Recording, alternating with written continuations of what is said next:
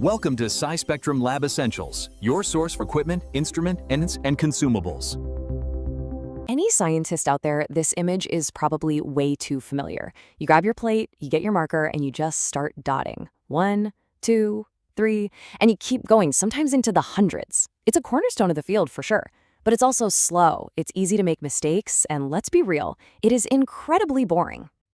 And believe me, that frustration is real. This quote is from a scientist on Reddit, and their search for a better way is what kicks off our whole story today. They were just trying to find an automated tool to escape the endless manual counting. And what they discovered was a deep, deep rabbit hole of broken code and great ideas that were basically impossible to use. Okay, so why is this so hard? I mean, if a human can do it, why can't we just point a camera at a plate and have a computer do it in like a second?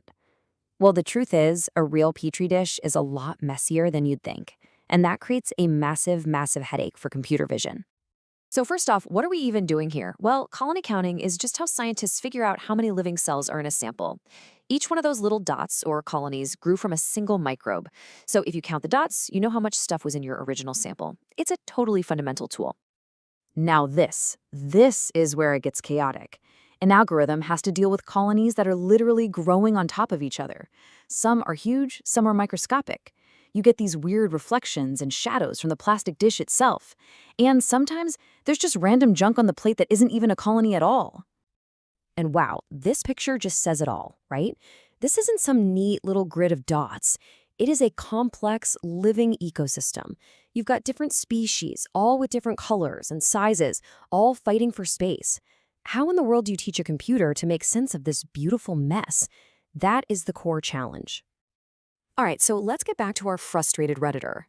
They knew that, in theory, this problem had been solved over and over again. But they were about to run headfirst into this huge gap between what you read in an academic paper and a tool that actually works in a real, functioning lab. This is such a classic story in science, it's almost painful. Our researcher finds more than 30 papers describing these amazing, new deep learning methods for counting colonies. That's the promise. But the reality? Most of them didn't even share their code. And the handful that did, well, they used software libraries so old they were basically digital fossils, completely unusable today. The Reddit community, of course, was awesome and jumped in with a ton of suggestions. And you can see there's a whole spectrum of tools here. You've got powerful open source programs like ImageJ, some really cutting-edge models like CellPose3, and even these clever little mobile apps that just help you tap to count on your phone. But here's the thing. It all comes down to scale. For a lab like this one, which works in synthetic biology, they're processing hundreds of plates for a single experiment. An app that saves a few seconds here and there just doesn't cut it. Even 2 minutes per plate adds up to hours and hours of work. What they needed was a true, hands-off, fully automated solution. So if full automation is the dream, where do you even start?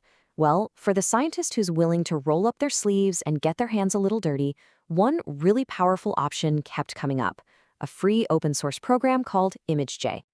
Now, the workflow isn't exactly a one-click solution, but it's totally systematic.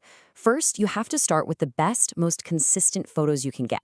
Then you use digital tools to clean up the image, kind of like editing in Photoshop. After that, you've got to teach the software what a colony looks like by setting filters for things like size and shape. And finally, the most important step: you have to prove it works by checking its automated count against your own manual one.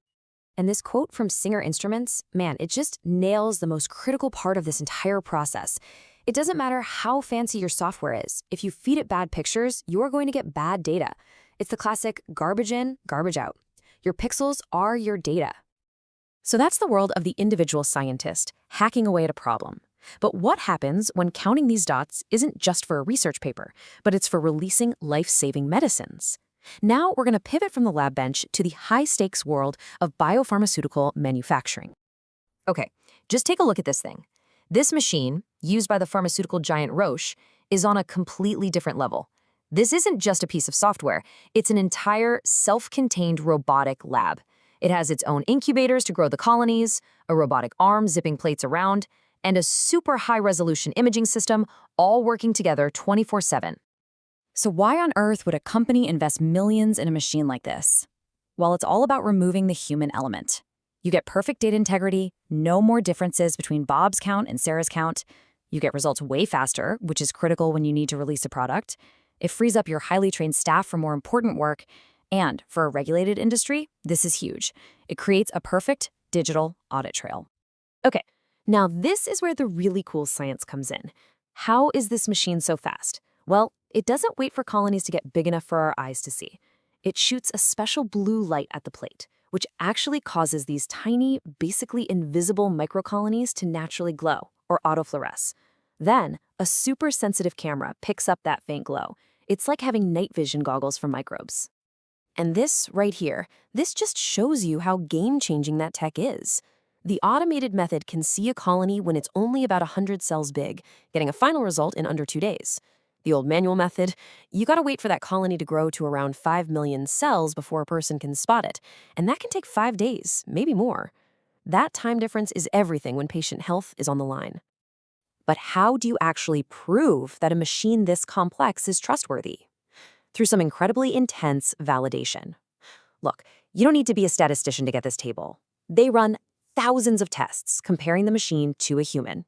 All that fancy math just boils down to proving the machine is just as good, if not better. And all you really need to see are those 2 green words: pass